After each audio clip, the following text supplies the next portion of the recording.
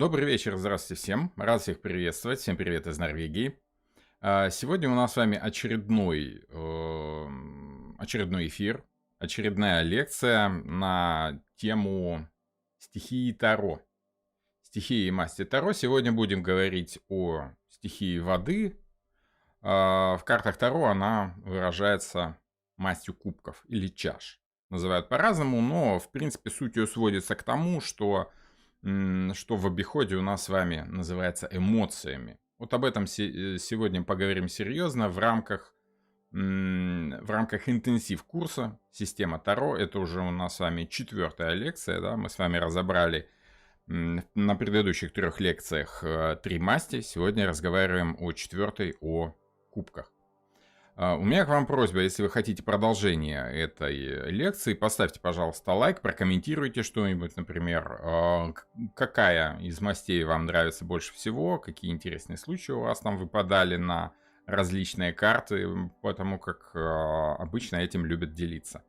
Ну и мы с вами сегодня подробно поговорим о всех картах цифрового ряда младших арканов, которые относятся к стихии воды, то есть о всех кубках. Все будет наглядно, все как вы любите. Пока я сделаю небольшое объявление, пока народ собирается, потихонечку подходит. У нас с вами в нашей школе стартует очередной курс, и я хотел бы ознакомить вас с новым потоком, с программой нового потока. Кому это интересно, кому интересно обучение, буквально за 3-5 минут я все расскажу. Кому это не особо интересно, либо кто смотрит записи, можете либо перемотать на 5 минут вперед, либо сходить сделать себе чай, кофе, что вы там пьете во время эфиров. А мы с вами рассмотрим два курса, которые у нас с вами стартуют буквально в течение месяца. Это курсы грамматика Таро и логика Таро. Логика Таро будет новым курсом, который я еще не запускал ни разу, и он мне чрезвычайно интересен самому. Однако параллельно будут идти сразу 2 курса. Грамматика Таро и логика Таро. Сейчас я вам объясню, что это за курсы, чем они отличаются и какое место они занимают в школе Таро пана Романа, которая называется Trivium. Собственно, грамматика Таро относится к первому кругу обучения школы. Мы с вами будем говорить об изучении устройства Таро. Это курс хорош как для начинающих тарологов, так и для тех, кто обучался в других школах, либо обучался как-то самостоятельно. Этот курс дает вам понимание системы Таро. Мы с вами рассматриваем порядка 60, около 70 раскладов по каждой из карт колоды Таро Уэйта. Это классическая система Таро. Мы изучаем устройство этой колоды, истинный смысл арканов Таро, принципы построения раскладов и разбираем практику гадания Таро. Как я уже сказал, по каждой карте будет подробно разобран реальный расклад из моей практики, который я... Вот все эти расклады я успел накопить как раз вот для этого курса. Делюсь с вами собственной практикой работы с картами Таро. Абсолютно реальные все случаи. В этот курс входит как теория Таро, которую вы можете самостоятельно изучать на канале Пан Роман Таро, так и, собственно, групповые курсы в Zoom онлайн. Это студенческая группа в Телеграме еще будет, в которой можно будет общаться всем студентам. И, собственно, второй круг логика Таро параллельно будет идти этой самой грамматике. Можете взять сразу оба, можете брать в любой очередности, можно брать логику Таро, следом за ней грамматику или наоборот. Логика Таро более теоретический курс, однако он направлен на более углубленное изучение Таро, более серьезное, можно сказать, глубинный смысл арканов Таро во взаимосвязи с психологией, астрологией и Таро. Это больше похоже на исследование Таро, на исследование причин работы Таро. До причин мы докопаться с вами, конечно, не сможем, но во время исследования этого, как правило, происходит много инсайтов, и я с удовольствием с вами поделюсь своим видением этой самой системы Таро в привязке к астрологии. Мы будем говорить о основах астрологических характеров, о взаимосвязи арканов и зодиакальных характеристиках. Немного затронем архетипы и то, что называется синхроничность. Ну, вы это будете видеть в течение курса. Также будет в наличии закрытая группа в Телеграме, отдельно по этому кругу школы. Да? То есть у нас с вами образуются две группы в Телеграме: логика Таро и грамматика Таро. В грамматике Таро уже порядка 180 человек присутствует в группе. Это все те студенты, которые проходили предыдущие пару лет обучения в моей школе. Теперь, собственно, по самим курсам. Да? По программе, по времени, по стоимости я сейчас все поясню. Преимущества курса, которые однозначно будут иметь для вас значение. Во-первых, изучение карт Таро как системы. Это не просто в разнобой изучение каждого аркана Таро. Все арканы Таро даются в единой системе. Теоретическая основа курса, как я уже сказал, это открытые лекции на YouTube-канале Пан Роман Таро. В принципе, вы на нем сейчас это все дело и смотрите. Буквально за 3 месяца вы сможете изучить эти самые карты Таро как систему. По крайней мере, начать это делать, начать свой самостоятельный путь. Дальше уже так, как вам это понравится. Буквально за 3 месяца мы с вами сможем изучить как теорию, так и практику. И буквально еще 3 месяца добавочно вам будет предоставлена запись взятого вами курса. То есть это практический разбор как теоретических, так и конкретных ситуаций. Разбор реальных раскладов, как я уже вам сказал раньше. Глубокое погружение в суть карты, а не просто так набор значений. Я даю понимание карты, а не просто набор значений. С пониманием карты набор значений вам заучивать нет никакой необходимости, никакого смысла. Незачем зазубривать, если ты понимаешь, о чем идет речь. Общение происходит в Zoom, то есть вы сможете задавать свои вопросы во время лекций. Прямо непосредственно во время лекций. Можно голосом, можно в чате писать. Zoom — отличная программа, которая помогает вот как раз в таких лекциях. Опять же, записи всех занятий, всех лекций или запись всего курса вам будут предоставлены в защищенном формате, опять же, на моем сайте. Защищенном от пиратства формате, скажем так.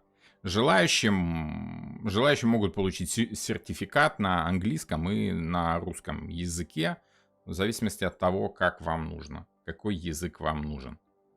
Программа курса грамматика Таро, то есть вот тот самый практический курс с 70 раскладами в общем и целом.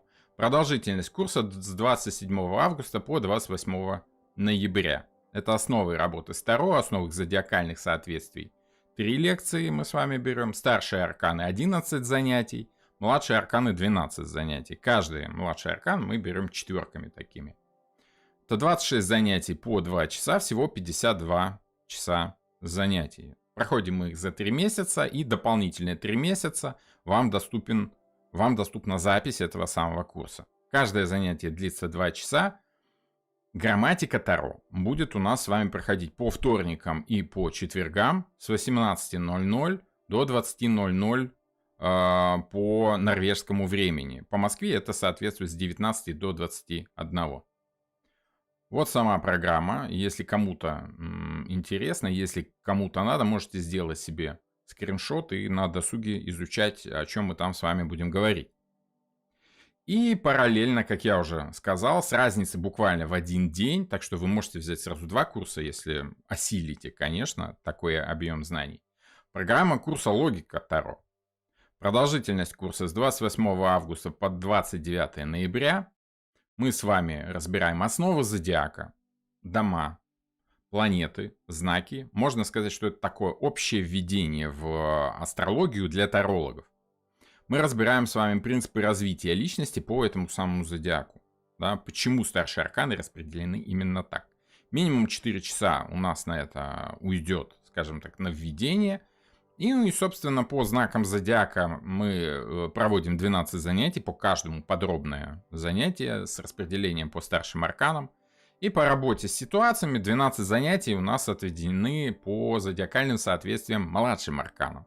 Это мало кто делает, чаще всего это очень сложно сделать, но мы с вами сделаем такую попытку, во время которой, я думаю, не только вы, но и я там поймаем пару интересных инсайтов.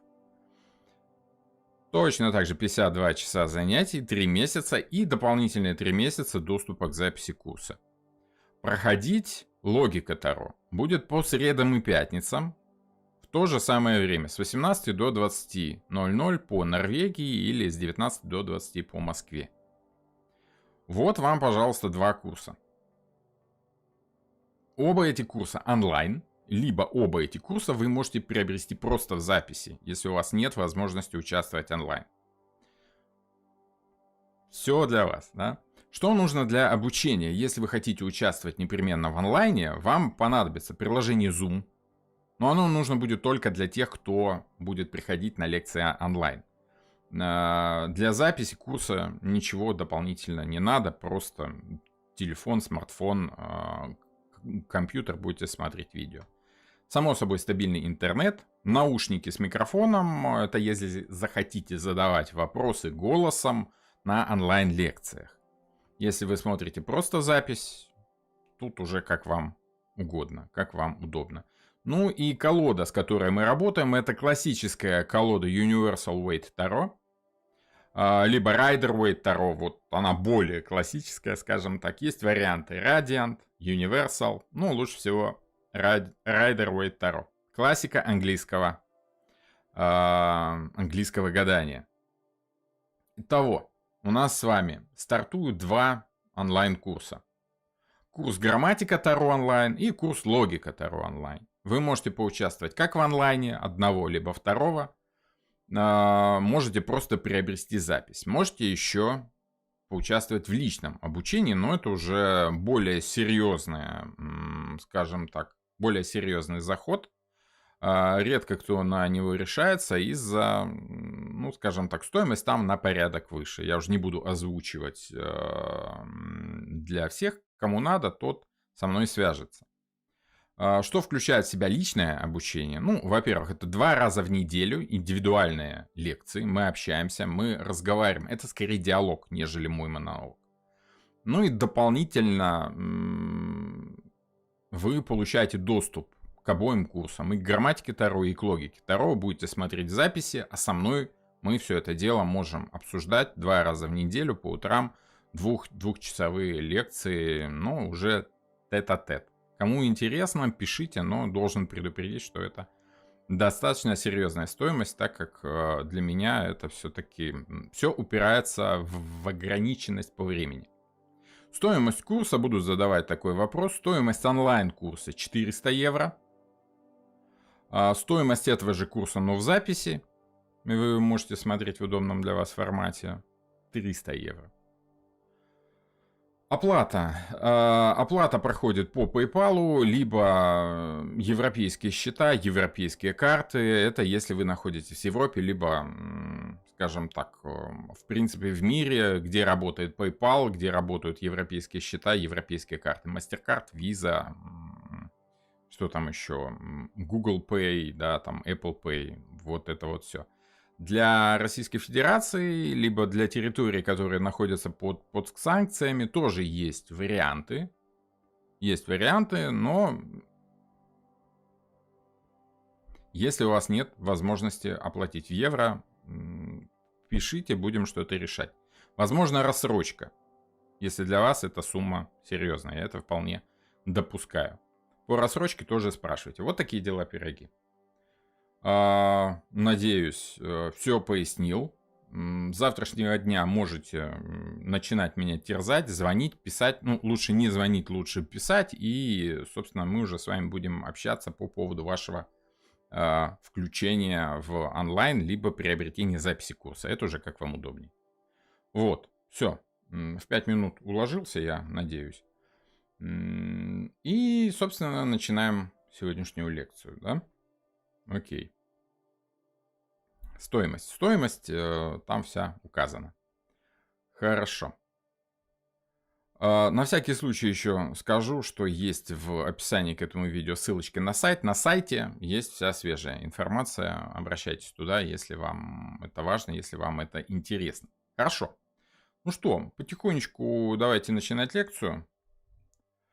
Как я уже сказал, мы с вами добрались до последней масти, до последней стихии. Это вода, это кубки. Как уже было сказано, это эмоциональная стихия. Эмоциональное ощущение ситуации. Если мы говорим в целом о соответствии того, как стихия взаимодействует с человеком, что в человеке выражает эта самая стихия, как эта самая масть определенным образом, скажем так, сотрудничает с внутренними ощущениями человека, то остается у нас только эмоции. Почему?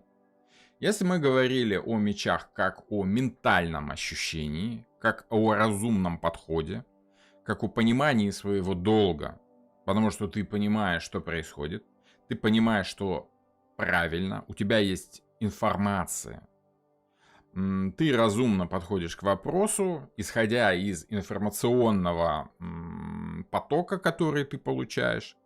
Этот информационный поток ты направляешь в сознание, сознание его обрабатывает, и ты понимаешь, как должно быть правильно. И, соответственно, у тебя возникает ощущение долга. Как должно делать и как быть не должно. Отсюда все разумные люди, как правило, понимают, что надо делать, и понимают, что они должны делать. Ощущение так себе по мечам. Не всем людям нравится делать то, что они должны. Именно поэтому эта масть считается такой не очень приятной. В отличие от масти кубков. Кубки — это эмоции, это погружение в ситуацию, это согласие с ситуацией. Именно поэтому большинству людей эта масть нравится, потому что если ты погружен в ситуацию, чувствуешь, что там все окей, что не надо думать, не надо обмениваться информацией, не надо ничего делать, ты уже согласен с этой ситуацией, ситуация для тебя достаточно благоприятна, как правило, воспринимается человеком это позитивно. Именно поэтому масть кубков считается самой благополучной, потому что от вас не требуется ничего. Вы просто чувствуете ситуацию, мозг отдыхает, вы просто плывете по волнам ситуации, она как бы вам помогает. Дорогое мироздание, божественное озарение, вот все то, что можно назвать благодатью. Вот это масть кубков. Само собой, она бывает самых разных видов, бывает самых разных, скажем так, уровней. Именно в этом карты Таро и помогают разобраться, как у нас с вами эмоциональное ощущение ситуации в каждом конкретном случае выражается каким-то определенным символом. Да?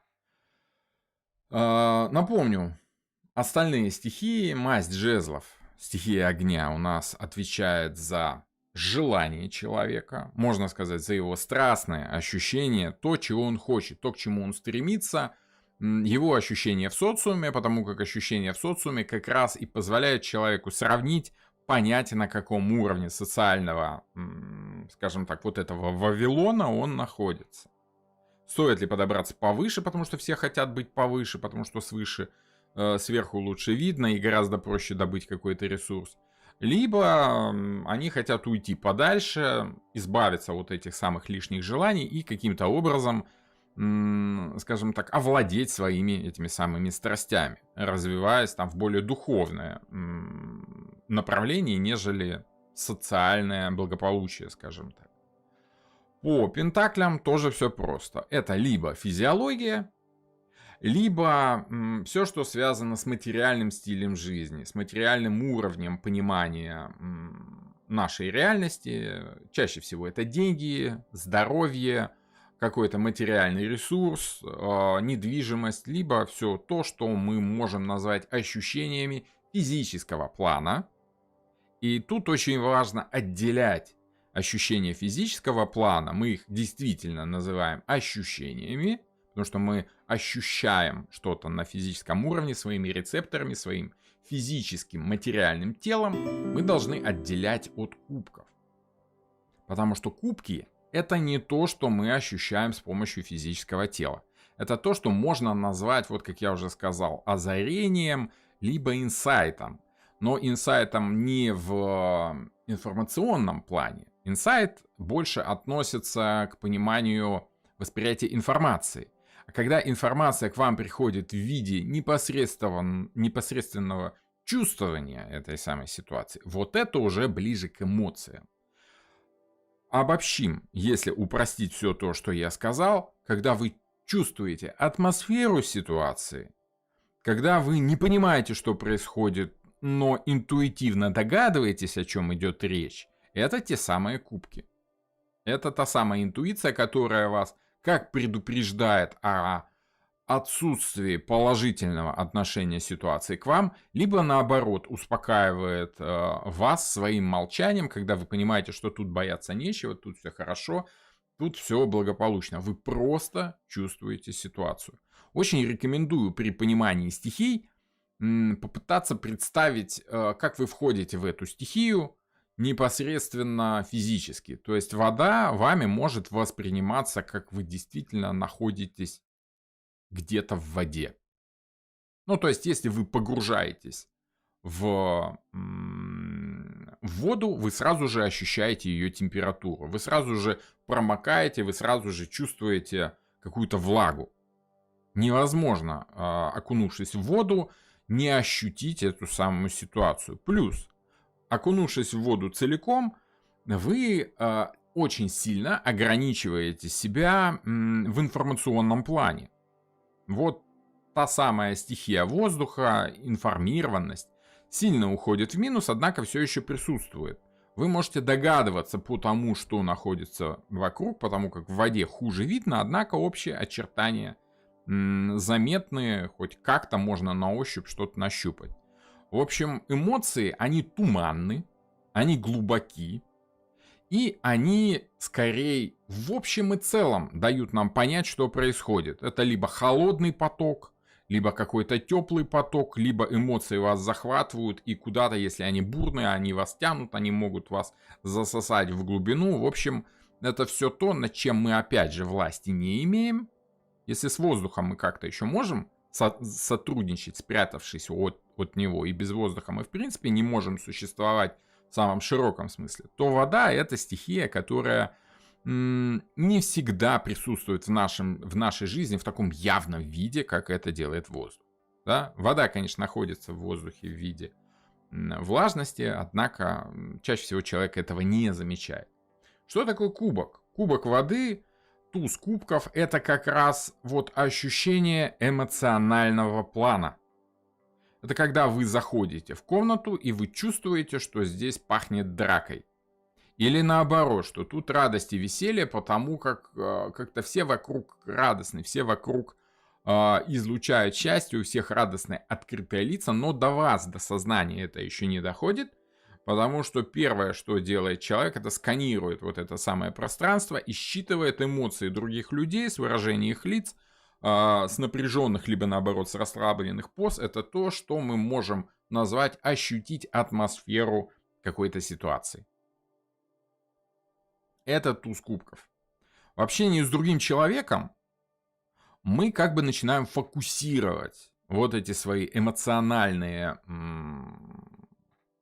датчики, да, они не существуют в реальности, мы каким-то незаметным образом оцениваем человека, оцениваем настроение человека, оцениваем его поведение. Возможно, включается в работу мимика лица, какая-то мелкая моторика рук, какие-то жесты, опять же поза. То есть интонации, очень важны интонации. Вот когда вам идет информация словесная, вы понимаете, что человек вам что-то говорит. Успокойся, все будет хорошо. Это вот одного рода информация. А когда человек меняет интонацию и говорит: успокойся, все будет хорошо, вы чувствуете другую ситуацию. Вы чувствуете уже тревожность, которая повисла в этой ситуации. Информационно по мечам информация та же, слова те же, смысл тот же, но вот интонирование добавляет в нее эмоции. Это как раз вот то, что на YouTube незаметно, непонятно обывателям, но, скажем так, опытные ютуберы прекрасно понимают, что если вы дали какую-то положительную эмоцию человеку, он будет за этой эмоцией тянуться, идти дальше следом, каким-то образом будет включаться в эту самую вашу эмоцию и зависать на ней, потому что человеку нравятся приятные эмоции. Точно так же люди ведутся и на негативные эмоции, но в конечном итоге это их сильно перегружает, об этом мы сегодня говорить не будем. Я к чему веду? Я веду к тому, что двойка кубков — это когда вы вот эту эмоцию начинаете воспринимать от какого-то конкретного человека. Если туз кубков — это эмоция в общем и целом, эмоциональность, можно сказать, туз кубков выпадает в ситуациях, когда вас захлестывает в принципе неуправляемая эмоция. Вы не осознаете свои чувства, но уже, скажем так, промокли до нитки, вы уже купаетесь в этих эмоциях, и, возможно, вы осознаете, что что-то я как-то себя излишне эмоционально веду. Вот тогда вы начинаете замечать туз кубков. Точно так же вы окунаетесь в эмоции другого человека, но когда вы начинаете замечать, что вы отслеживаете его смех, отслеживаете его, как это сказать, мимику, вот тут вы уже начинаете замечать эту самую двойку кубков, в которую вы погружались. То есть можно сказать, что двойка кубков и туз кубков — это та самая вода, только в двойке кубков она уже конкретизирована в виде какого-то человека. Эмоция от какого-то отдельно взятого человека. Вот как-то так. Если что, можете задавать вопросы в чатик. Я потихонечку ближе к концу лекции буду как бы с ними знакомиться. И если вопрос, конечно, вовремя, в тему, то вполне вероятно, что я его озвучу гораздо раньше и попытаюсь ответить на него гораздо раньше. Так, только я сейчас себе выведу этот чатик на экран, чтобы мне было удобнее. Вот как-то таким вот образом. Окей. Так, здравствуйте всем, кто только подошел. Там вот вижу про короля кубков. О короле кубков будем говорить чуть-чуть попозже. Хорошо. Так.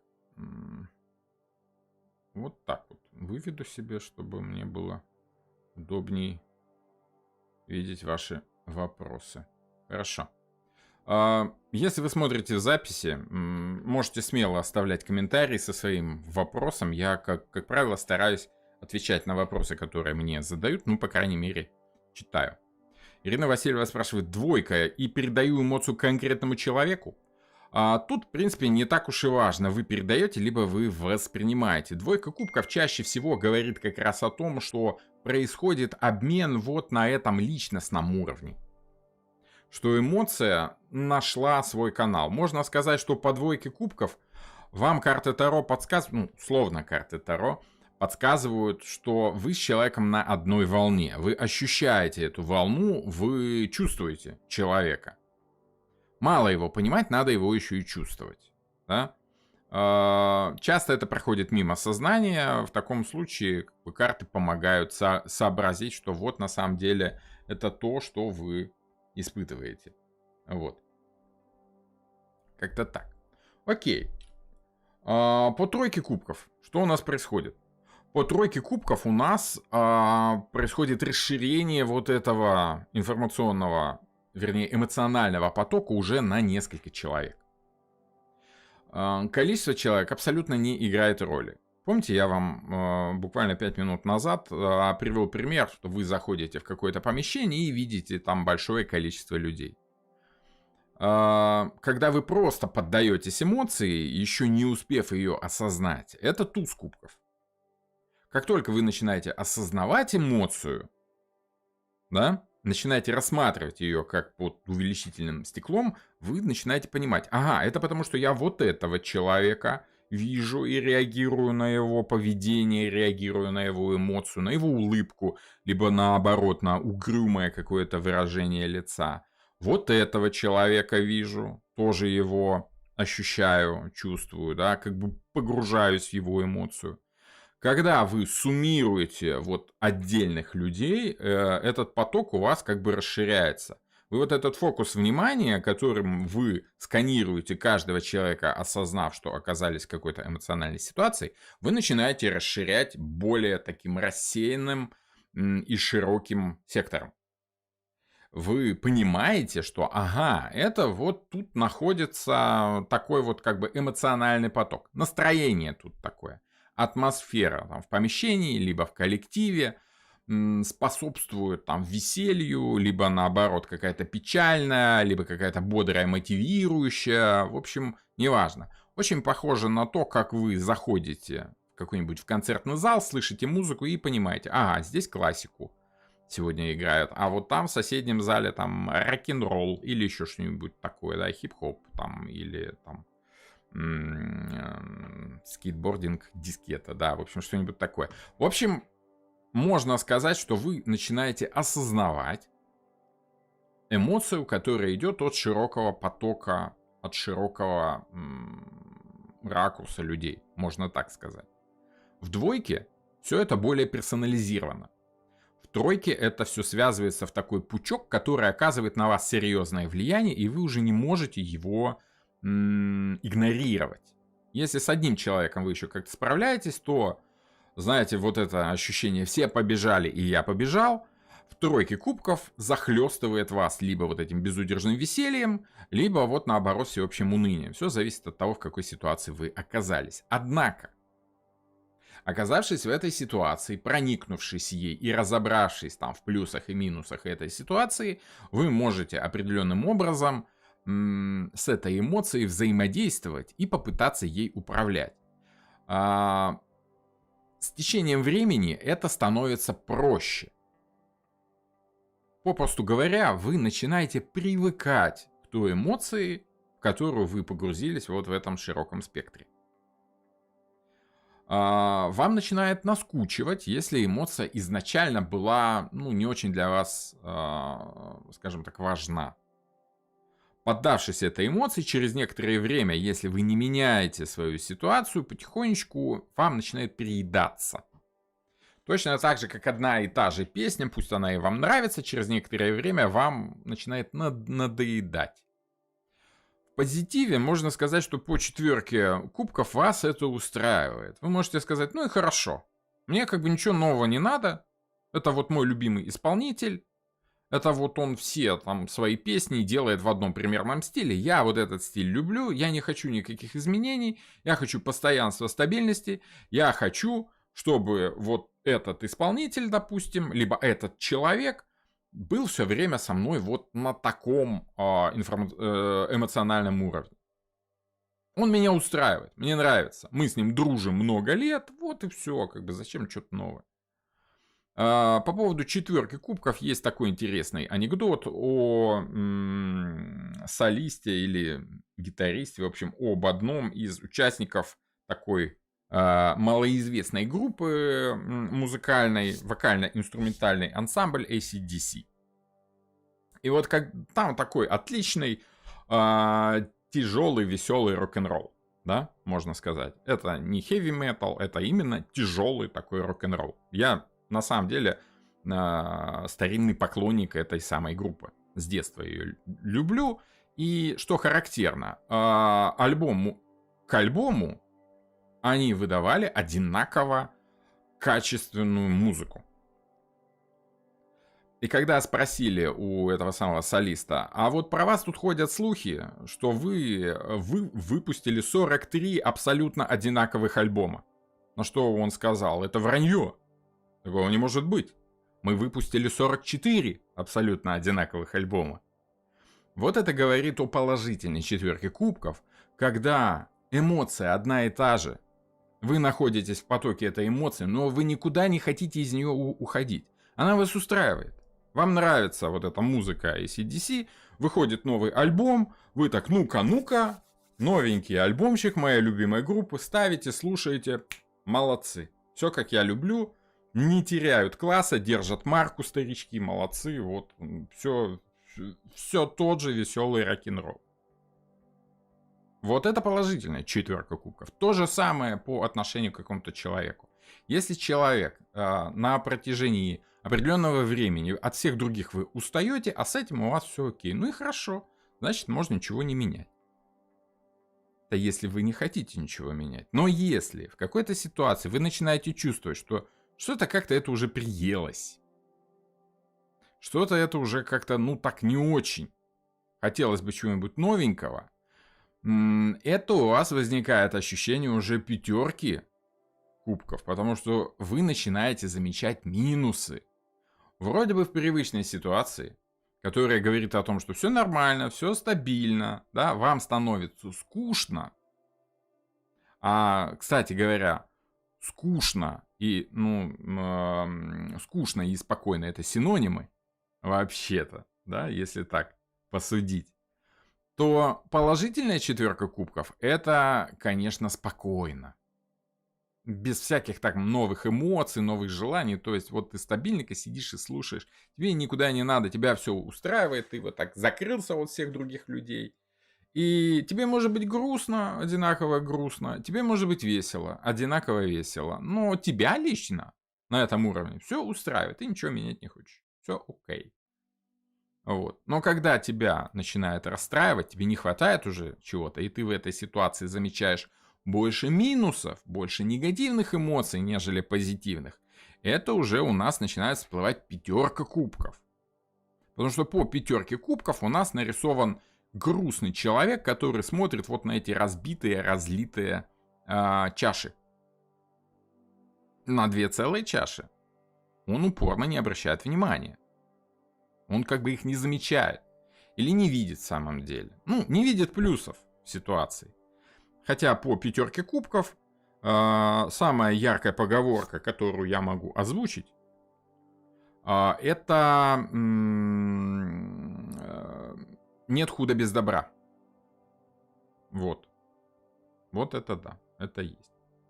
Так что по 5 кубков мы скорее с вами обращаем внимание больше на негатив, нежели позитив. И Уэйд как раз и постарался передать вот это ощущение от карты. Вот тот эмоциональный поток, к которому вы привыкли, вам перестал нравиться. А когда вам перестает что-то нравиться, какой-то человек, какая-то ситуация, какой-то автор, какая-то музыка, неважно что, все то, что вызывает у вас эмоциональный отклик, общение с каким-то человеком, вы начинаете видеть только минусы. Потому что характер человека, он заточен гораздо круче, эмоции в особенности, заточены гораздо круче под ощущение ситуации в аспекте негатива. Потому что так физически, исторически сложилось, что люди должны замечать негатив. Если они будут видеть только позитив, они пропустят мимо внимания пропустят мимо внимания какую-то опасность. Например, что-то там хрустнуло в кустах, да, если человек встрепенулся, увидел вот это негативное какое-то ощущение, интуитивно обратил внимание на какой-то минус, это спасло ему жизнь. А тот, кто, услышав этот хруст, замечает какой-нибудь ярко-красный фрукт, что-то положительное в этой ситуации, а минусов в ситуации не видит, он рискует очень серьезно. И чаще всего такие там охотники-собиратели, они в ходе вот этого вот движения эмоций, они погибали, потому как очень часто в кустах хрустели в самом деле какие-то саблезубые барсуки, да, которые их пожирали, и, соответственно, эти вот чрезмерно оптимистичные товарищи не выживали и не оставляли потомства. Поэтому мы с вами потомки людей, которые обращали внимание в первую очередь на негативные эмоции. А эмоция — это то, что нам как бы дает ощущение ситуации. Мы можем не отслеживать сознанием хруст ветки, но эмоционально в какой-то опасной ситуации вот эта самая эмоция нас вытягивает на наше сознательное внимание на негатив какой-то. Понимаете? Эмоции действительно призваны обращать на себя внимание сознания. Они для этого и нужны. Для того, чтобы человек не расходовал ресурсы там своего мозга. Ну, мозг все-таки не может мыслить в формате 360 градусов. В формате всеобщего вот ощущения погружения в ситуацию работают только эмоции. Разум и желания, они чаще всего как-то так собраны в пучок, конкретизированы там в каком-то узком секторе, в который нужно ввести свою деятельность. Всего другого они, ну, как бы опускают, они как бы пропускают мимо внимания. А эмоции, она как радар все время отслеживает нашу ситуацию вне зависимости от того, на что направлено наше внимание. И как только что-то негативное случается, человек сразу же обращает внимание на негатив. Вот это 5 кубков. Можно сказать, что да, ситуация неоднозначная, не такая уж и хорошая, но и не такая уж и плохая. Однако по 5 кубков человек обращает внимание на негативную эмоцию. Даже если вы любите человека, вы начинаете замечать в нем негатив. В каждой гадости ищи радости, вот пишет Елена. Ну, в принципе, да, что-то такое есть. Нет худа без добра. Вот. Если в вашей ситуации все плохо, обратите внимание, где-то обязательно есть какие-то плюсы. Не может так быть, чтобы все было плохо. Чтобы совсем. Да? Вот как-то так. Балу спрашивает: пан Роман, по 2 кубков, если речь не идет о другом человеке или ситуация не рассматривает участие другого человека, то как еще можно ее объяснить? Спасибо. Тем, что вы фокусируете свое эмоциональное внимание на какой-то конкретике. Вы пытаетесь сообразить, так, что же это на меня повлияло? Какой-то человек, либо какой-то звук, либо что-то такое. То, что там по 2 кубков нарисован человек, который вот соприкасается с вами этой самой эмоцией, говорит о том, что вы воспринимаете эмоцию из какого-то другого источника. Что вы наконец начали обращать внимание на то, как вам говорят, а не только на то, что вам говорят. И тут не важно, что там за человек, что и как. Вот. Можно сказать как-то так. Так, окей. Настройки стрима. Не знаю, что с рекламой, чего рекламу YouTube начал запускать. Ага. Вот так сделаем, давайте. Что-то опять YouTube нового накрутил, какая-то реклама уже в прямом эфире пошла. Ну, ладно, хорошо. Будем обращать внимание. Окей. Ну, я думаю, что...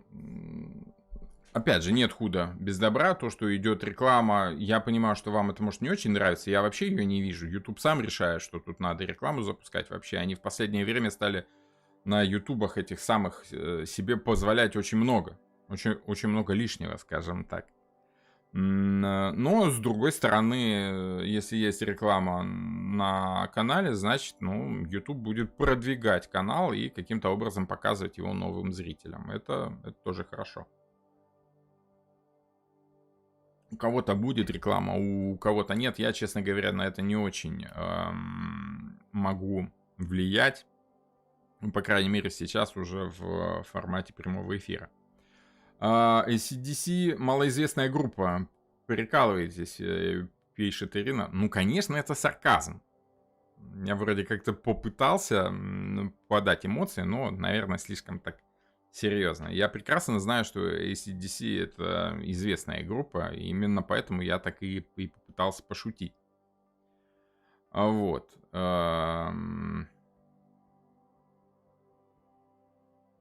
Так, если каждая кубковая карта может показывать положительные или отрицательные эмоции, то как понять, человек испытывает минус или плюс?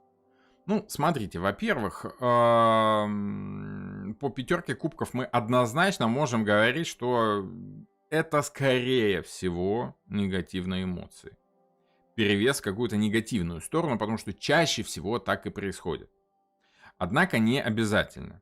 По 5 кубков мы еще можем сказать, что тут у нас же есть 2 кубка. Целых, не разбитых, да, значит, все не так плохо. Тут все зависит от того, в какую сторону вы смотрите. Ситуация-то от этого не изменится. Ситуация не положительная и не отрицательная. Человек испытывает минус, конечно, по этой карте.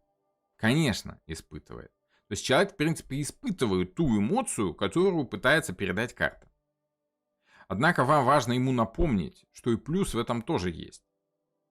Если же человек говорит, да нет, у нас все отлично, все замечательно, значит, скорее всего, карта говорит о том, что человек игнорирует негатив, там, сознательно или подсознательно, пытается видеть только другую сторону. Перевешивает как бы только в плюс. В общем, суть этой карты говорит о том, что в любой ситуации вы должны понимать, что, во-первых, эмоция меняется, эмоция движется, потому что все пятерки это движение эмоций. Вот, и соответственным образом отслеживать это. А с другой стороны, вы должны по ситуации ощущать, как там на самом-то деле, в какую сторону перевешивает, в положительную, либо в отрицательную. Если вы хотите действительно так точно бить в цель, так точно показывать клиенту там, эмоции оппонента, да, другой стороны, тогда вам нужно прокачивать, развивать свое подсознание, свою интуицию, свой вот этот правительский, гадальческий дар, чтобы улавливать, в какую все-таки сторону карта перевешивает, в плюс или в минус. Сама по себе карта просто говорит, что в любой ситуации есть и плюс, и минус. И решаете, в конце концов, вы. И гадалка, и либо таролог, это не просто человек, который вытаскивает карты. Он их трактует, исходя из контекста ситуации, исходя из эмоций, которые он ощущает в этой ситуации, исходя из слов клиента, исходя из эмоций клиента, исходя из информации, которую этот клиент вам дает. Да? То есть, в общем, можно сказать, исходя, широко говоря, из контекста. А контекст лучше всего читается чем? Эмоции, интуиции, ну то есть угадыванием. Именно поэтому мы, даже тарологи, мы не рассчитываем, мы не прогнозируем, мы угадываем. И те, кто говорит, что нет, карты Таро на самом деле это четкая система, которая позволяет нам там с убедительной точностью. Нет, мы гадаем. Надо это признать, что отличие Таро от астрологии, астрология в самом деле пытается каким-то образом рассчитать ситуацию. И там большое влияние придается тому, как именно астролог трактует положение, особые положения планет, там, в знаках, в домах и прочее всякое такое. А вот карты Таро, они изначально, первоначально направлены на угадывание, интуитивное, эмоциональное угадывание вот этой самой ситуации. Вот такие дела. Елена спрашивает, можно ли раскачать свой правительский дар и как? Практика? Да, совершенно верно. Вы уже дали ответ на свой же вопрос. Только практикой. Многие ученые, они в принципе считают, что никакого гадания нет. Человек просто, как бы, интуиции нет. Это просто подсознательная обработка опыта, приобретенного опыта. Ну, в какой-то мере это так и есть. Но не на 100%, опять же. Есть часть, значительная часть вот этого процесса, которая не объясняется никакими научными доводами. Это то, что называется синхроничность по Юнгу, по Карлу Густаву Юнгу нашему. Вот. И то, что, скажем так, до эпохи развитого социализма люди называли магия, волшебство. Вот так вот. Оно присутствует в нашей жизни и как бы... деваться никуда мы от этого не можем, как ни крути. Раскачать этот дар можно практикой, постоянной практикой. Ну, само собой, у вас к этому должен быть хоть немного предрасположены ваши данные, скажем так. Дар не зря называется даром, как-то так. Вот. Рику пишет, у меня качество эфира так и не стабилизировалось, очень низко и тормозит, перезагружалось, переподключалось, снизило качество. Ну, во-первых, сейчас ходят слухи, что на каких-то территориях там тормозит, на каких-то там что-то еще. В конце концов, вроде бы, кроме вас, никто больше не жалуется. Если раньше на предыдущих эфирах жаловались все подряд, то сейчас вроде бы все ровненько идет, и я склонен считать, что вообще, в принципе, все вроде бы гораздо лучше, чем было раньше.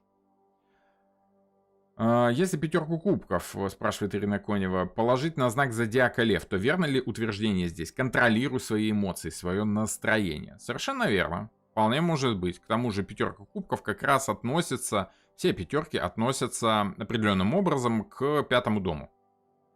Игнорировать это можно, но, скажем так, гораздо более продуктивно все-таки связывать, привязывать младшие арканы к зодиакальным домам. И этим мы с вами будем заниматься как раз на курсе «Логика Таро», которая посвящена чуть больше, чем полностью вот этим зодиакальным соответствиям. Вот, можно сказать, это формат вот этих лекций, только в более уточненном периоде, да, в более уточненном формате. Если на грамматике Таро мы с вами разбираем расклады, то на логике Таро мы с вами будем, скажем так, пытаться понять, почему эти расклады работают. Вот такие дела, пироги.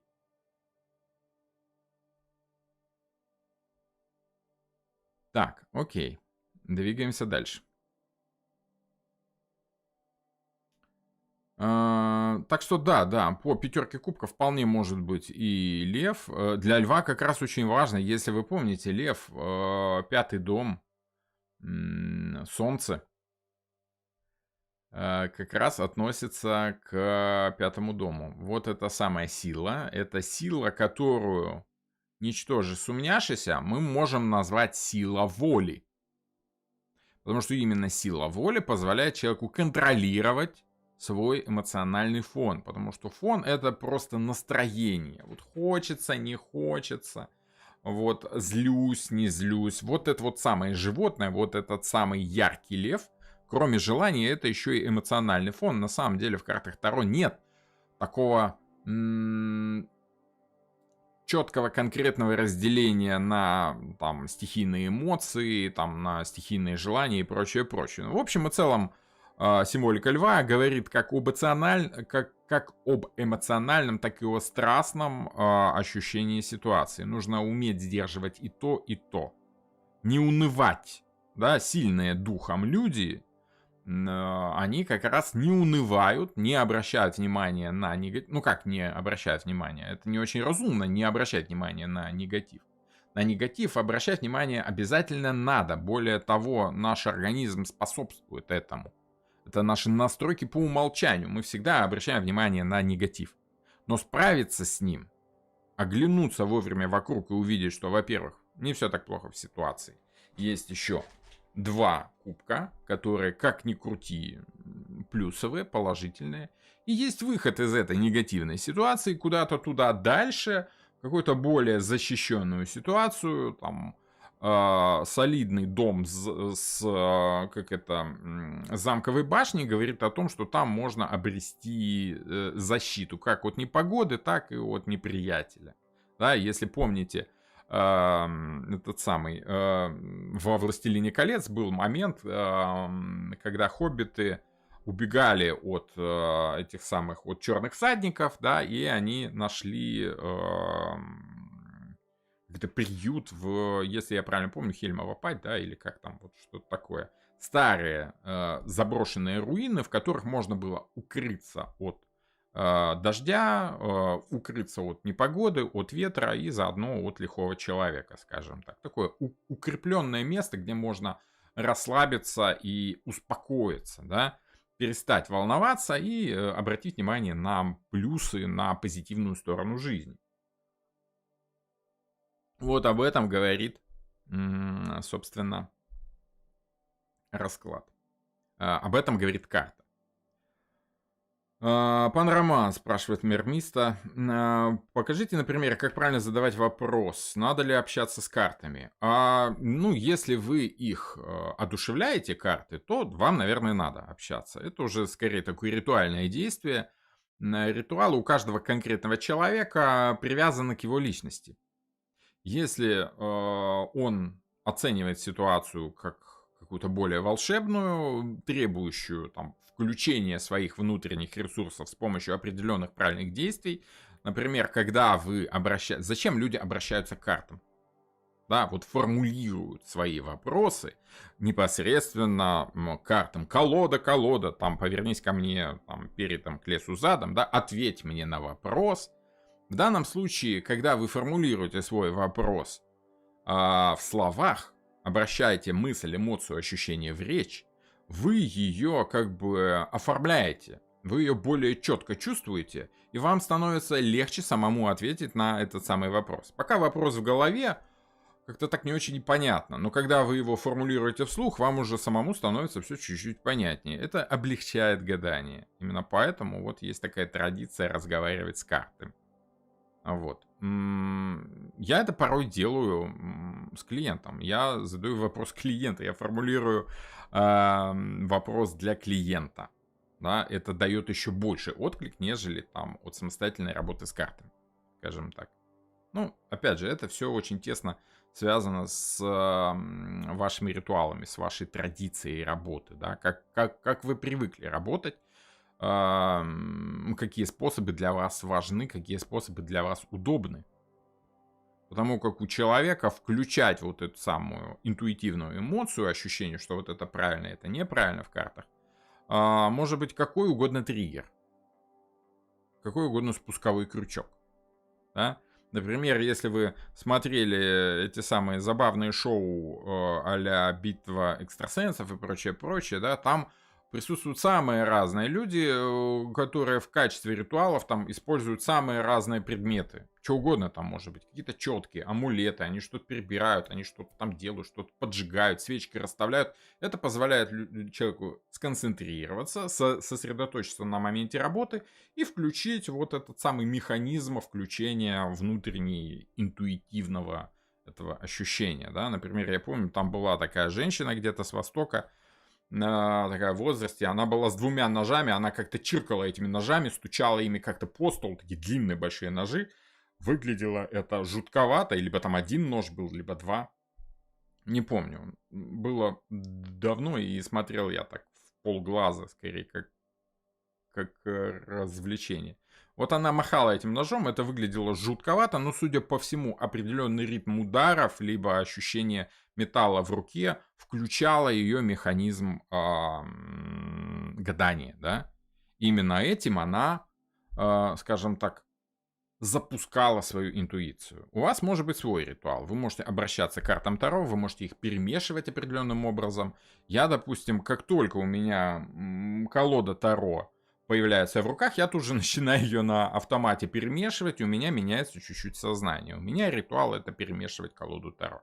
Вот и все. Тут каждому свое. Как-то так. Есть ли видео от вас, как правильно задавать вопросы? Правильно задавать вопросы нет специального такого, специальной формулировки. Вы можете посмотреть вебинар, который называется «Как выбрать расклад Таро». Расклад Таро, в принципе, уже является определенной формой этого самого вопроса. Как это делается в каждом конкретном случае? Ну, это я демонстрирую на курсе «Грамматика Таро», где мы разбираем порядка 70 раскладов, и там я показываю, как, собственно, я формулирую вопросы, собственно, в боевую ситуацию уже, можно сказать. Многие клиенты сами не знают, как задать вопрос. Да. Тут это скорее ваша задача как специалиста. Хорошо, двигаемся дальше, а то мы чуть-чуть завязли в этом вопросе. Важно помнить по 5 кубков, что перевес эмоций в какую-то сторону имеется. Либо перевешивают негативные, либо позитивные эмоции. Ваша задача, соединив все 4 стихии, да, овладеть ими на сознательном, на каком-то ментальном, на страстном и на физическом уровне, вот этим перевесом в одну либо в другую сторону овладеть и повернуть эмоционально ситуацию в ту сторону, которая для вас важна, в ту сторону, которая для вас является предпочтительной. По 6, если вы помните, у нас с вами идет тематика помощи. Если вы понимаете, что без чужой помощи справиться с ситуацией вы не можете, а чаще всего человек все-таки склонен зависнуть в негативе. Очень часто люди в негативном ощущении ситуации зависают на определенное время. Могут делать это достаточно долго. Это начинает называться депрессия, да, либо любого другого рода эмоциональные какие-то нестабильные состояния человека. Я не врач, не психотерапевт, поэтому формулировать более четко не буду, просто потому что не имею права на это, да. И вот 6 кубков, она нам подсказывает, как вытащить человека из пятерки кубков. Мы с вами знаем, что номерные карты Таро, об этом, опять же, я говорю как в курсе грамматика Таро, так и в курсе логика Таро. Карты идут друг за другом такой нераздельной цепью. Для того, чтобы продвинуться дальше, чтобы не завязывать на одном месте, вы должны как бы заглядывать в следующую карту и подтягиваться туда, в следующую карту, с ее помощью. И проработка, вот, допустим, шестерки кубков дает нам выход, правильный выход из пятерки кубков. Если вы завязли в какой-то негативной ситуации, во-первых, нужно либо самостоятельно двигаться в безопасное место в какое-то, да, если вы чувствуете какую-то тревогу, тревожность, минус, тогда нужно идти, ну, прятаться, двигаться в безопасное место. В шестерке кубков это безопасное место мы видим. Это безопасное место чаще всего у нас вызывает какие-то знакомые эмоции, которые помогают нам выбраться из негативной ситуации, точно так же, как хорошо знакомые люди обычно помогают друг дружке в каких-то ситуациях. Мало знакомые люди не склонны помогать друг другу по умолчанию. Ну, на самом деле тут все больше зависит от общества, от той степени участия членов общества. Это все, ну, во-первых, имеет как оттенок средневековья. Мы с вами помним, что карты это средневековые все-таки. Эпоха Возрождения только-только начала влиять на них, да? Вот. И определенным образом мы можем сказать, что знакомые люди помогают друг другу просто потому, что они хорошо знакомы. Либо вы можете сказать, что от знакомого человека проще получить помощь, его проще подбить на эмоциональное восприятие тебя, то есть возникает определенного рода доверие к человеку, которого ты ощущаешь эмоционально в первую очередь. А кого ты ощущаешь в первую очередь эмоционально? Старого знакомого. Либо родню. Человека, который тебе знаком давно, просто потому что вы имеете родственные связи, там вместе выросли, с самого детства знакомы, как вот, допустим, мальчик и девочка на этой самой карте. Мальчик постарше, девочка помладше. В колодах, которые там рисуют, что это две девочки, ну, они просто, скажем так, авторы этих альтернативных колод мало понимают, что тот, кто повыше, это мальчик. Это просто средневековая такая одежда. Это не девичья юбочка, это мальчик на самом деле. Вот. Хотя, по сути, тут это не так важно. Важно то, что они скорее родственники. К родственникам вы испытываете определенного рода эмоциональную привязку. С помощью этой эмоциональной привязки очень легко воздействовать на человека. Как воздействовать, так и оказывать ему помощь. Как просить помощь, так и чувствовать себя обязанным оказать эту самую помощь. То есть можно сказать, что если вы идете по дороге, встречаете какого-то малознакомого человека в какой-то сложной ситуации, какой-то грустный, он сидит, плачет. Вы же не будете там подходить к нему, спрашивать: ой, а что случилось у тебя там, а что там, что произошло, тебе помочь чем-нибудь. Вот. В средневековье вообще это было опасно для жизни, скажем так, и разговаривать с малознакомыми людьми. Но когда вы видите знакомого человека в такой ситуации, вы склонны проникнуться к нему эмоцией, симпатией, либо той эмоцией, которую он у вас тянет, да, которую он у вас просит. Именно по этой карте у вас просят помощи, потому что, ну мы же с тобой давно знакомы, да. Это доверие, которое идет по эмоциональному фону.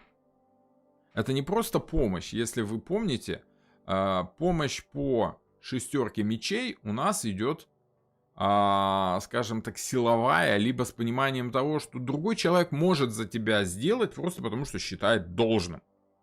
Потому что он сильнее, допустим. Сильные должны помогать слабым. Это долг, это знание, что это правильно. Тут никакой эмоциональности нет. Если ты сильный, вот если человек слабый, неважно, что ты там чувствуешь, ты должен, обязан ему помочь, потому что это правильно, это все знают. По этим самым, по жезлам у нас с вами идет... Так, да что ж такое? Сейчас. По жезлам у нас с вами идет ощущение делиться желанием, да? Об этом мы уже с вами говорили на предыдущих лекциях, останавливаться надолго не буду. Ну и по пентаклям материальная помощь, либо физическая, да, тоже оказывается. А по кубкам у нас идет помощь эмоциональная. И эмоциональную помощь пожалеть, посочувствовать, посмеяться над анекдотом, послушать какую-то грустную историю. Вы больше склонны к человеку, с человеком, который вам знаком. Тут же идет и ностальгия по этой карте, потому что ностальгия — это ощущение, что вот, раньше было лучше, просто потому что вы помните, как в детстве вам все помогали. Мальчики там помогали девочкам, родители помогали детям. Вот ощущение, что раньше было лучше, связано с тем, что раньше вам было просто легче. Ностальгия, допустим, среди эмигрантов сильно развита. Почему? Потому что им мало кто может помочь, у них мало знакомых, у них мало тех людей, которые могут проникнуться какой-то эмоцией к тебе, потому что они тебя хорошо знают. А вот раньше там, на родине, тебя эмоционально знали, ты участвовал в какой-то деятельности с другими людьми много с кем, ты окунался в эмоциональной ситуации много с кем, у тебя много родни, много знакомых, тебя много кто знает, тебя много кто чувствует, скажем так. А на чужбине кому верить непонятно, кто тебе может помочь непонятно, именно поэтому вот возникает такое ощущение, что не хватает того, что было раньше, и возникает определенного рода ностальгия.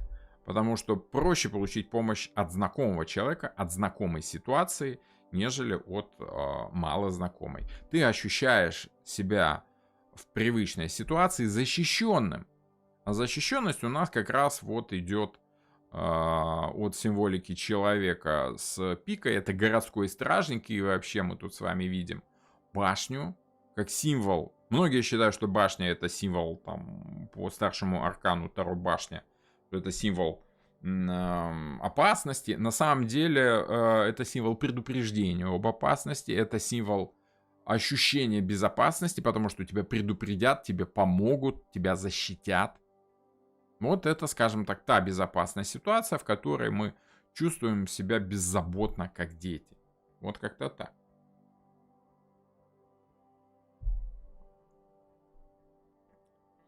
Ирина пишет, реклама на Ютубе становится навязчивой. Думаю, растет ваша популярность, Роман. Пишет Ирина. Ирина, я после эфира полажу в настройках и постараюсь эту рекламу выключить. Просто я не знаю, как это здесь работает. И лезть в настройки прямой трансляции, чтобы поправить как-то настройки именно рекламы, мне не представляется возможным во время уже прямого эфира. Я боюсь, что вряд ли получится, к сожалению. Я впредь буду внимательнее. Ну, посмотрим. Извините за накладку такую, да. Давайте я попробую как-то, ну, вот так, может, сделать. Не знаю, получится или нет. Посмотрим, посмотрим. Хорошо, двигаемся дальше. Надеюсь, я там что-то нажал. Надеюсь, все будет хорошо.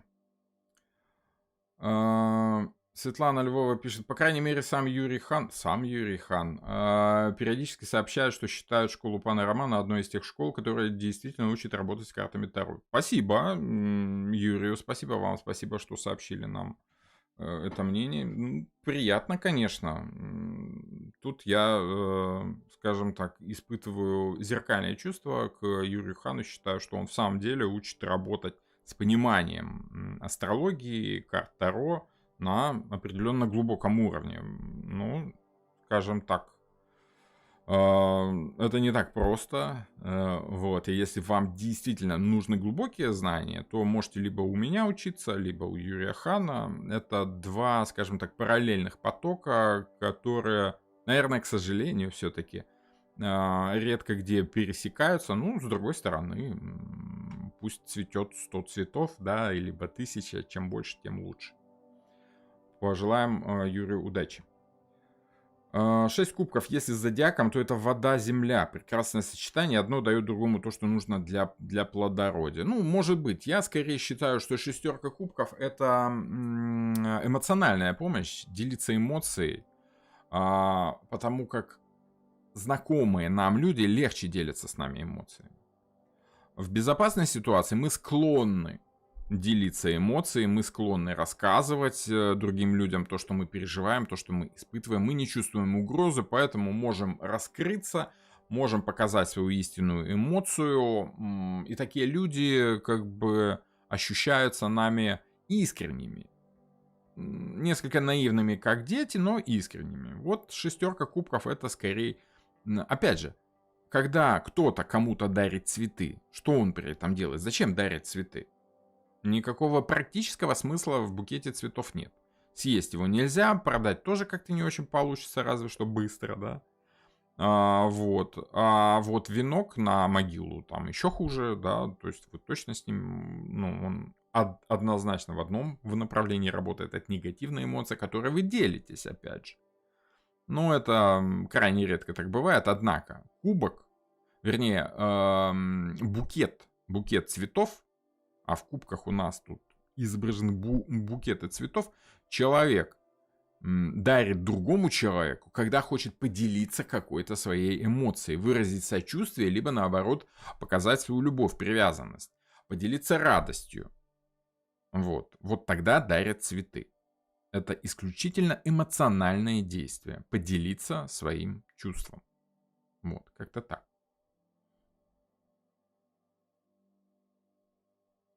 Карина пишет, пусть будет реклама, это даст дополнительные деньги панораману, то пусть она будет. Нет, на рекламе я денег не зарабатываю, я не рекламный человек, но это в самом деле помогает развитию канала в самом деле. Появляются новые зрители, это очень важно для продвижения канала. Панормана, правда, что если на карте живая природа, то это возможность создавать и творить, а не живое, это возможность пользоваться результатом. Но это слишком плоско звучит. Я не думаю, что Уэйд закладывал, и Памела Колман Смит закладывали в эти карты именно это значение. Но в общем и целом ощущаться так может. Потому что природа — это творческое начало, а созданное искусственно, да, человеческими руками, это результат взаимодействия с этой природой. Точно так же, как императрица и император. Императрица — это творческое начало женского плана, а император — это умение мужчины, да, мужского типа личности, что-то с этим сделать, получить какой-то результат из этого творчества, из этого, скажем так, живорождения природного. Женщина рожает, мужчина воспитывает. По крайней мере, это в средние века было таким золотым правилом, как бы, да. Вот. В наше время все несколько перемешалось, и такой четкой радикализации уже не существует, но тем не менее карты Таро отображают чуть больше, чем полностью как раз средневековую точку зрения на все, что происходит. И в определенном плане это продолжает работать, пусть не на всех уровнях жизни. Так что что-то в этом есть. На отношения 6 кубков, спрашивает Наталья Порошина, показывают, что отношения не новые. Скорее показывают, что они могут казаться не новыми, могут казаться привычными, знакомыми и безопасными. Просто потому, что знаком вот этот тип, знакомые эмоции, знакомые ощущения. Это, знаете, ощущение, что вы общаетесь с человеком, первый раз вы его видите, отчетливо знаете, что видите его первый раз, и при всем этом он вызывает у вас ощущение давно знакомого человека, как будто тебя 100 лет знаю. Вот это вот чувство. Понимаете? Не обязательно действительно старое ощущение, но хотя бы похожее. Эмоция — это созвучие определенное. Это не четкое соответствие, как по мечам, допустим. Мечи, там более тонкая грань присутствует всегда между своим и чужим. Вода, она все-таки такая более размытая. Еще раз, по воздуху нам идет четкая информация. Мы четко видим, мы четко слышим, мы четко ощущаем запах. В воде все то же самое приглушено нашими эмоциями. Мы видим размытые контуры, мы слышим приглушенные звуки, о запахах вообще речь не идет, да? Вот, в общем и целом. Так что это что-то похожее на старые отношения, на знакомые отношения. Это может быть действительно старыми знакомыми отношениями, просто потому что они тоже похожи на то, что было раньше. Вот как-то так.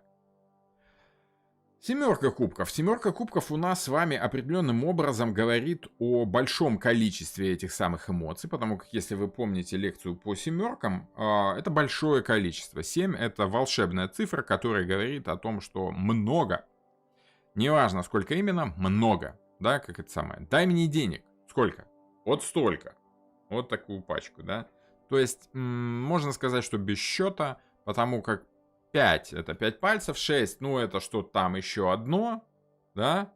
Вот 5 видим, 1 в уме, а 7 уже начинает выпадать из внимания, можно сказать. Ну и есть там какие-то современные научные исследования, что по среднестатистическим данным в сознании человека одновременно удерживается там примерно в среднем около 7 там фактов, около 7 картинок, около 7 символов, там слов, эмоций. 7 человек это как бы максимальная группа, и то это уже много.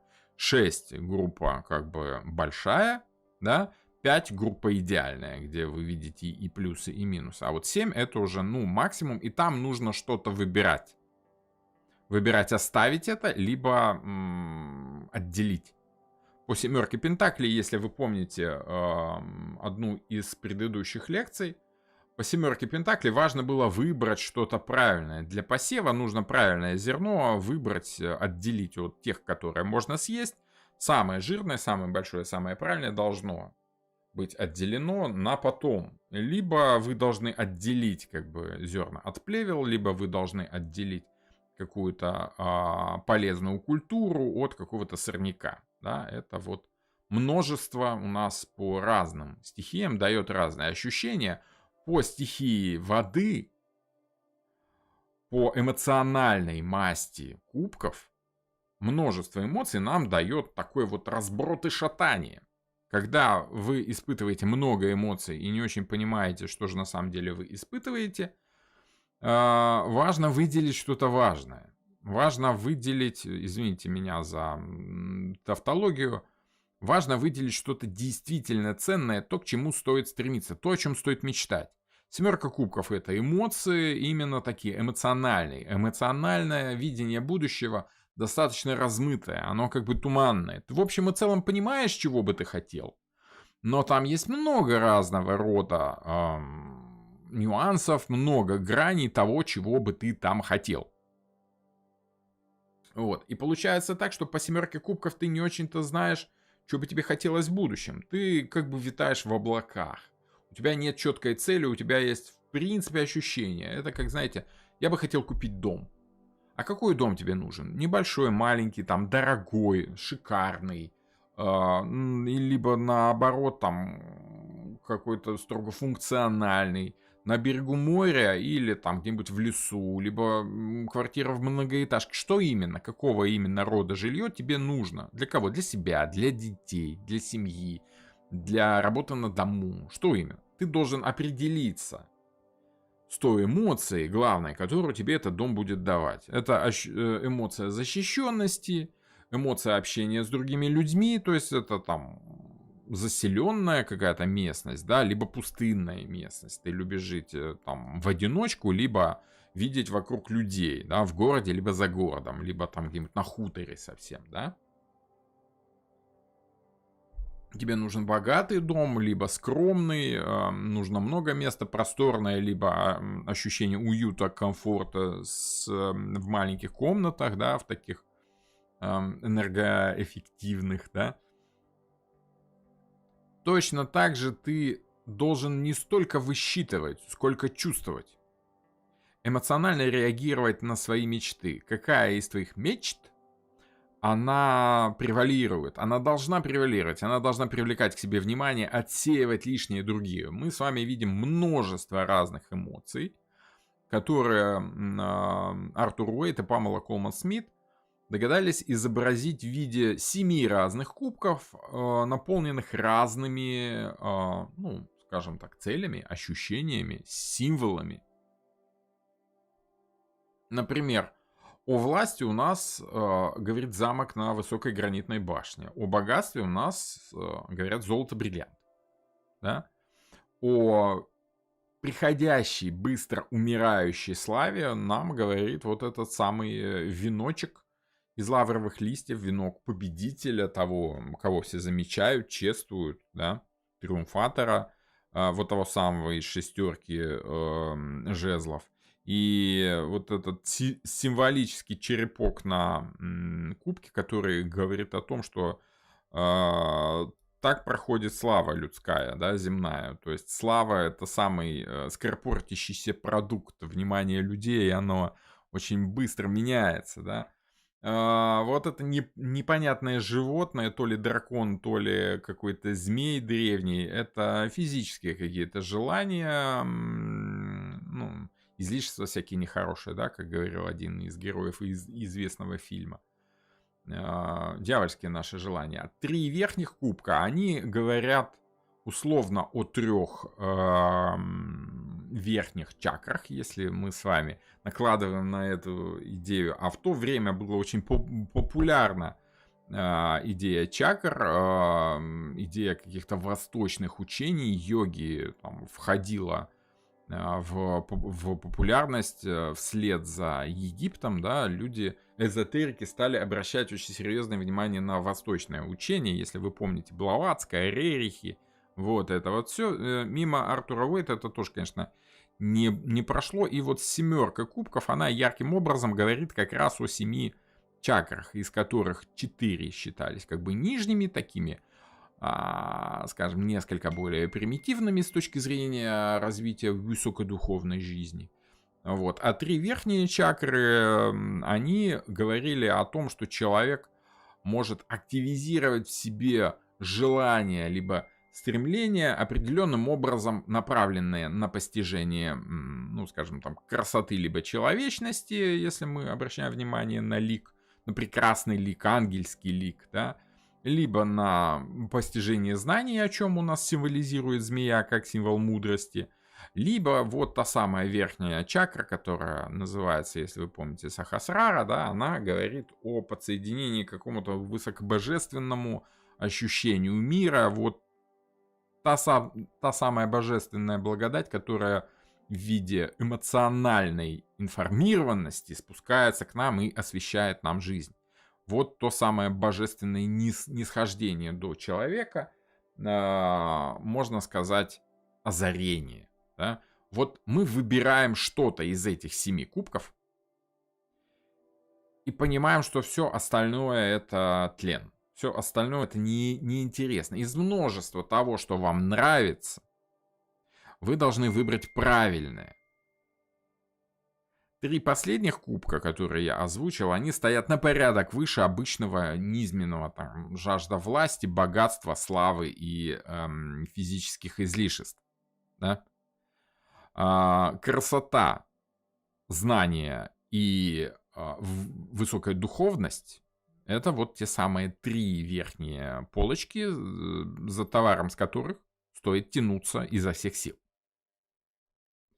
И, соответственно, если вы поняли, в чем вы стремитесь к... Это несомненно, эмоциональная карта, несомненно, эмоциональное ощущение, потому что головой мы-то понять это можем.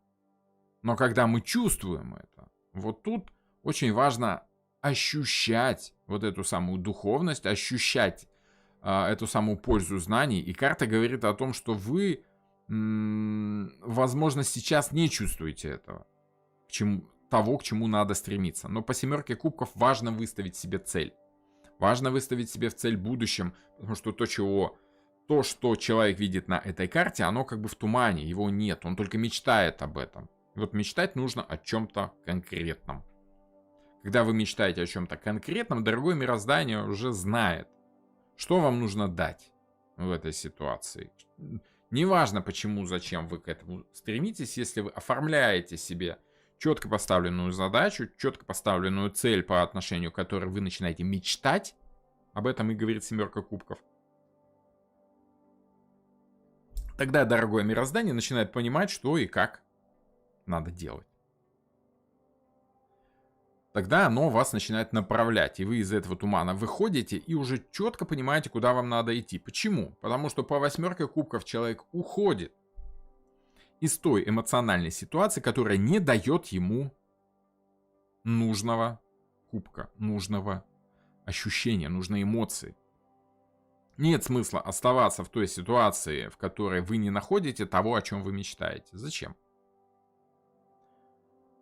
Дракон, пишет Ирина, непонятен. Драконы это внутренние демоны. Ну вот Маркус Уайт дальше пишет. Дракон скорее чревоугодие. Они же все жрут, что не попадя.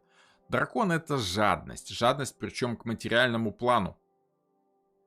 Если вы помните, основное... Ну, дракон это символика животных таких стремлений. Это самая низшая чакра, как там ее зовут, Муладхара, да, или как. Я, честно сказать, не очень хорошо помню название чакры. Но это самая нижняя, самая такая темно-красная, да, та, которая отвечает за самые базовые инстинкты. Покушать, совокупиться, вот это вот все. То, что является базовой потребностью, такой с животными ощущениями, рефлексами. Жизнь такая рефлексийная, чуть ли не на уровне животного. Вот. Это если утрировать очень серьезно. Неважно, что там хочет дракон, что он жрет, они обычно такие вот слабо контролирующие, слабо осознающие, что там они сам. Может, дракон власть, спрашивает Ирина? Нет, нет, нет. В символике средневековья дракон это не власть. Это скорее вот дьявольское искушение привязанностью к материальному миру. Вот. Дракон может украсть вашу душу. Власть у нас там вон в виде замка. Семерка кубков может показывать, что человек находится в иллюзии или в розовых очках. Ну, в определенном каком-то плане, в определенной ситуации человек витает в тумане, он не особо осознает, что ему надо, и поэтому склонен принимать за правду любую ерунду. Тоже может быть. Вот как-то так. Это более поздний дракон типа тоже к мудрости. Нет, дракон типа тоже к мудрости — это восточная символика уже. На Востоке дракон это символ мудрого и такого как бы внутреннего животного знания о том, что происходит. В европейской символике дракон это всегда что-то такое, что-то злобное, что-то дьявольское, что-то негативное. Вот. Это уже позже, под влиянием восточных учений, драконы так чуть-чуть были слегка реабилитированы и воспринимаются более позитивно, нежели раньше.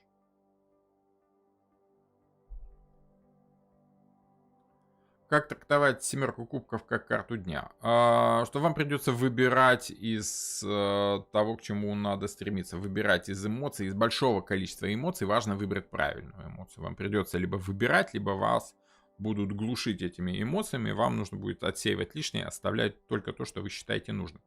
Вот по восьмерке вы, отсеяв эти самые лишние эмоции, опустив свой эмоциональный уровень к более безэмоциональному, да, управляя этой самой эмоцией определенным образом, убрав лишнее по восьмому дому, у нас с вами восьмерка, это опять же восьмой дом, мы убираем лишние эмоции.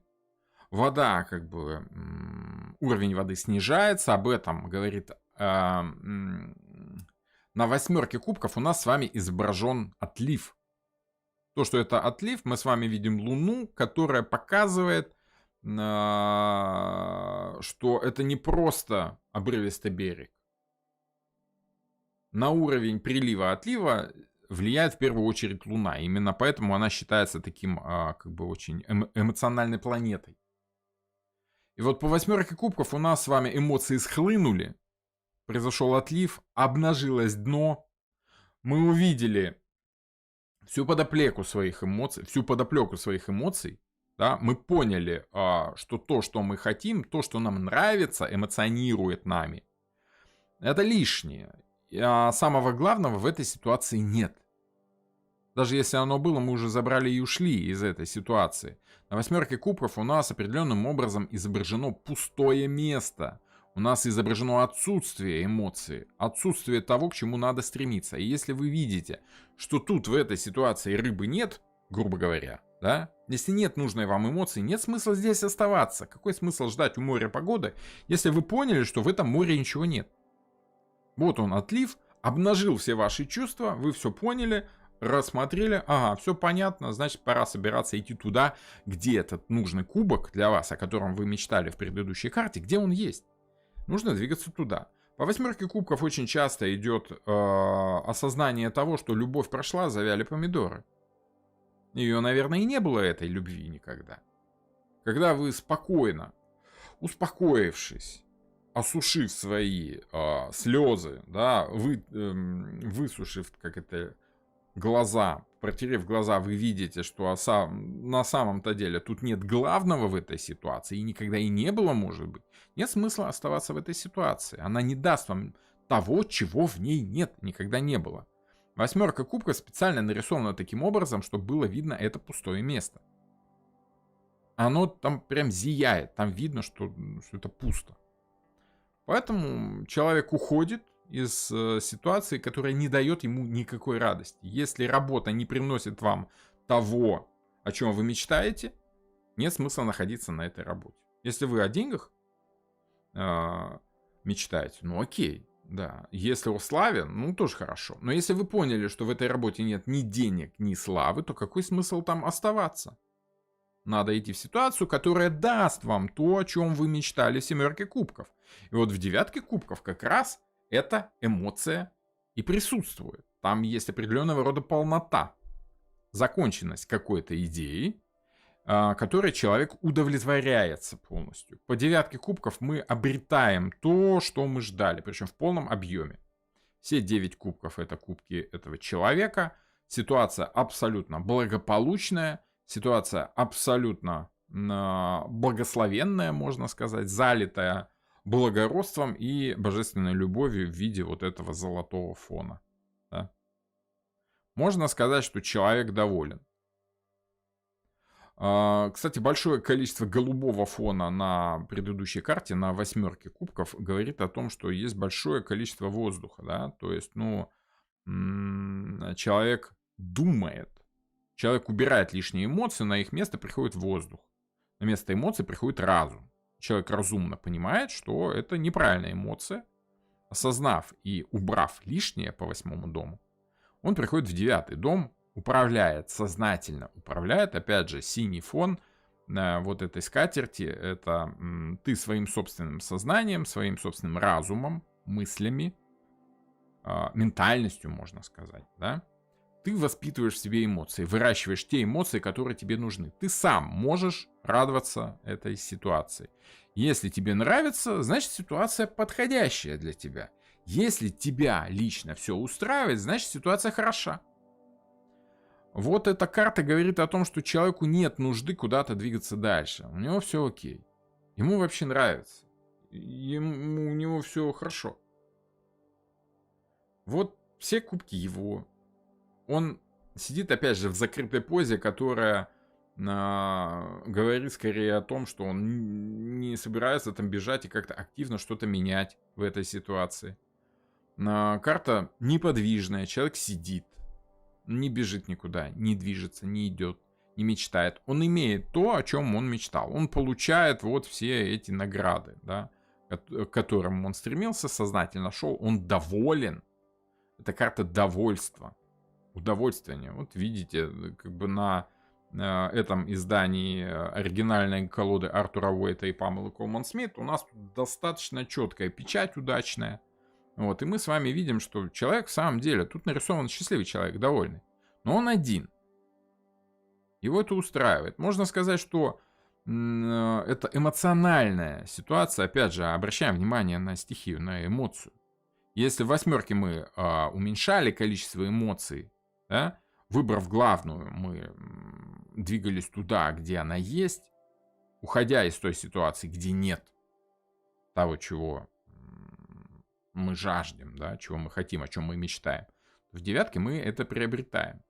Это, конечно же, эмоциональная ситуация. В первую и далеко не в последнюю очередь. Руслан Киселев спрашивает, на отношения 7 кубков как трактовать? Обилие эмоций. Обилие эмоций, из которых очень важно выбрать, что же именно человек тебе испытывает. Чемодан Плюс пишет, если учесть, какая была мать драконов Дайнерис из «Игры престолов», то там добра мало. Ну, надо сказать, что Мартин, он это самое, он не Господь Бог. И «Игра престолов», как это, «Песнь льда и пламени», или как он там ее назвал, это не то произведение, с которого стоит снимать архетипы. Ну, то есть это очень авторское видение, и это не мифология, это не миф. Символика, она прокачана в мифах, потому что у мифа нет авторства. Миф, он более размыт и более правдоподобен, нежели сказка отдельно взятого человека.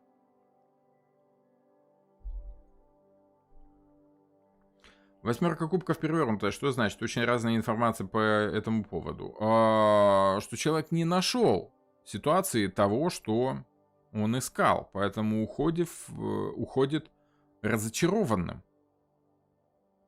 Понимаете, из ситуации, в которой вы не нашли того, что есть, можно уйти двумя способами. Разочаровавшись, либо с пониманием того, о, хорошо, я теперь четко знаю, что здесь нет того, что я ищу, значит, возвращаться сюда не надо. Мы пойдем туда, где это есть. Когда вы поняли, что черной кошки в темной комнате нет, то можно идти искать ее в другую комнату. То есть, таким образом вы улучшаете свою ситуацию, осознавая, что тут нет, ну хорошо. Понимаете, по прямой восьмерке это может быть свободная женщина, ушедшая из отношений, которые не давали ей того, чего она ждала. По негативной восьмерке женщина уходит из отношений, горюя о том, что, к сожалению, ничего не вышло. Вся разница только в эмоции. Либо плюс, либо минус. Это от точки зрения человека зависит. Вот и все. Вот и все. Только точка зрения. Сама карта говорит о том, что человек уходит из ситуации, в которой он не нашел желаемого. Уходить можно как с позитивом, так и с негативом. Наталья Пивоварова пишет, что да, у меня всегда работает восьмерка кубков, что ситуация уйдет. Ну, либо так, либо так. Рано или поздно, да. Скажите, пожалуйста, запись эфира будет? Да, будет. Несомненно, будет, конечно. Как определить силу эмоций? Это у каждого человека по-своему бывает. Тут, скажем так, каких-то рецептов этому нет.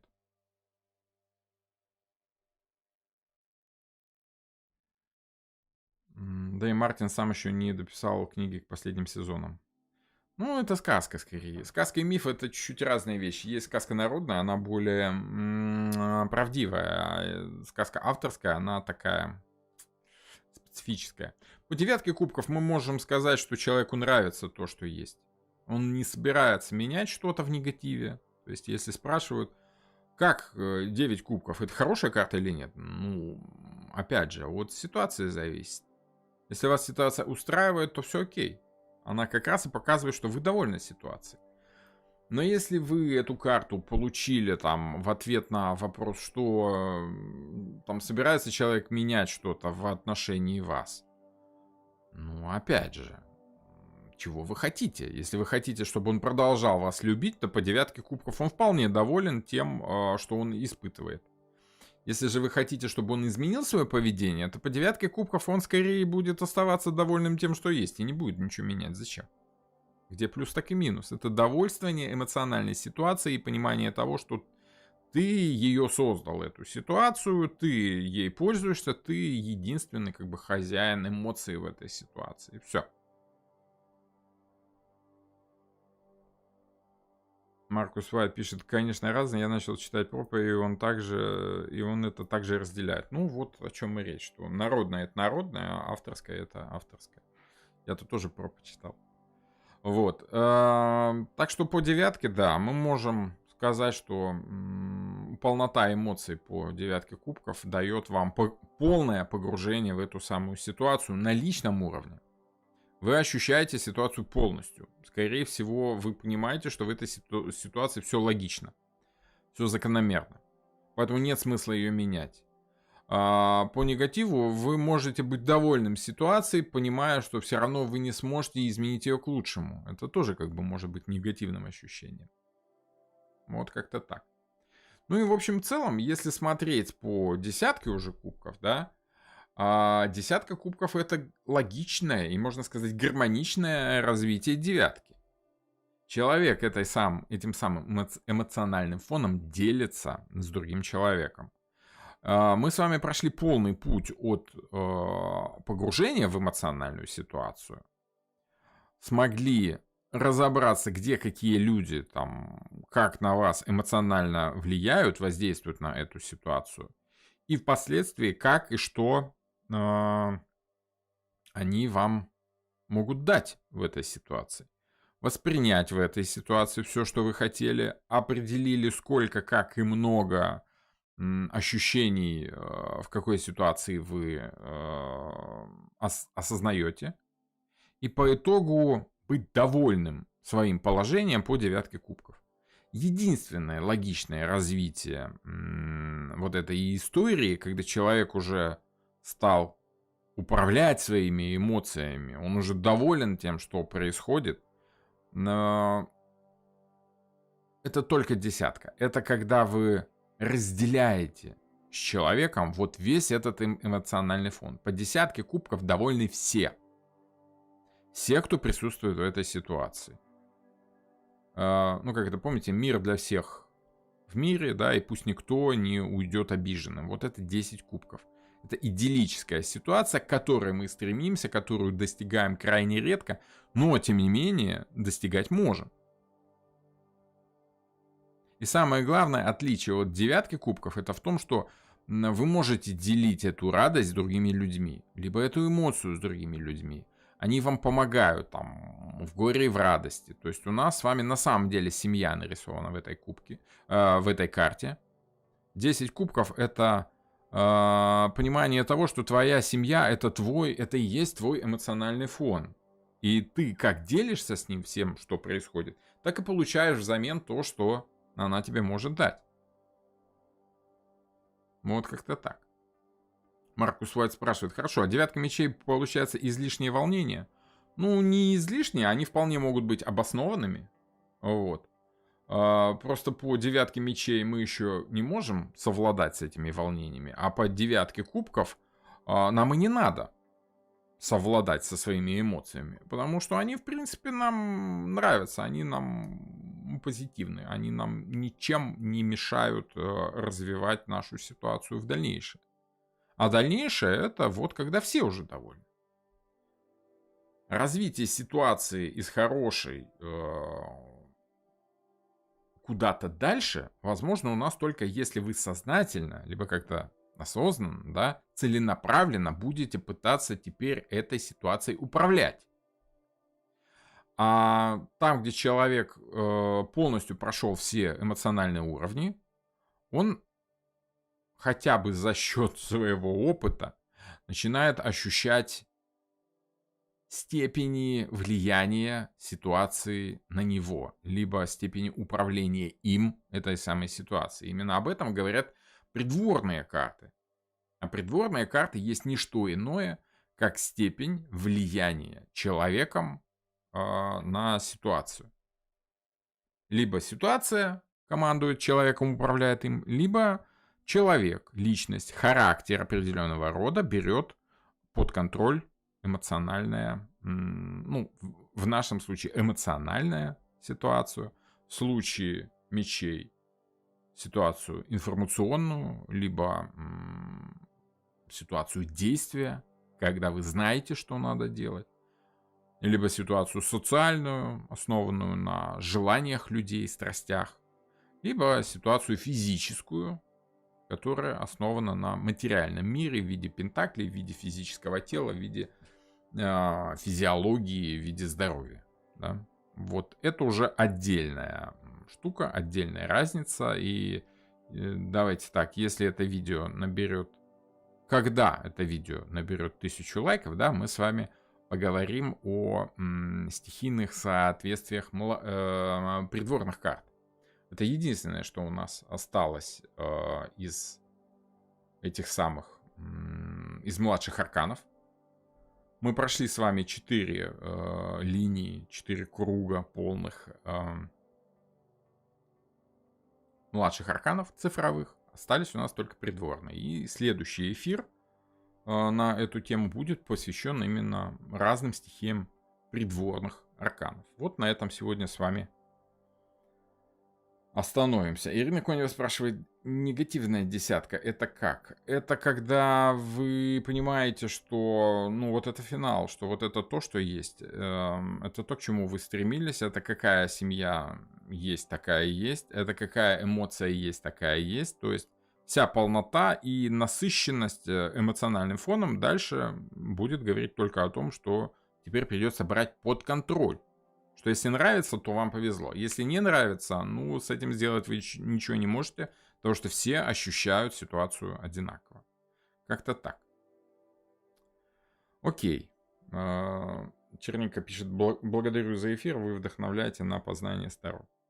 Хорошо, хорошо. Рад был вас сегодня всех видеть. Напоминаю, что если у вас есть желание записаться на курс, то через месяц, давайте так, в конце августа, 27, 28, 26, 27 где-то в этих числах стартует очередной поток обучения осень 24, да, и у нас с вами два круга обучения идут у нас с вами. Грамматика Таро и логика Таро. Кому что интересно, кому практика гадания, это грамматика Таро, кому логичные взаимосвязи карт Таро, система Таро и астрологические соответствия с саморазвитием и вот этими всеми удобными, интересными ништяками, скажем так. Рад был вас сегодня всех видеть. Если что, пишите мне в личные сообщения и внимательно проверяйте, кому вы пишете, от того, что обострились опять случаи мошенничества. Люди там пишут непонятно что, непонятно кому. Увидимся с вами на следующей неделе. Всем спасибо за эфир и всем пока.